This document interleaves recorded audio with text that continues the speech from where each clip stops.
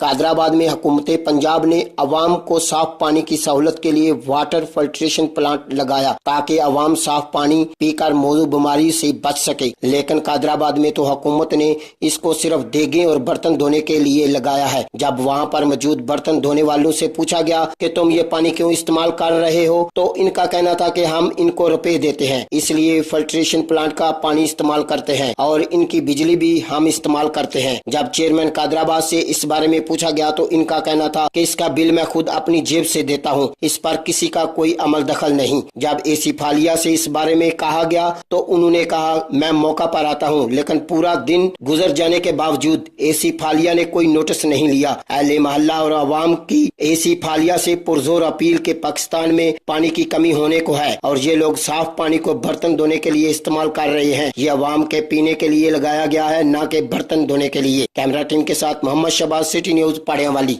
हम लाते हैं top news, आपके फेवरेट टॉक शोज और अनलिमिटेड एंटरटेनमेंट सिर्फ यूट्यूब पर।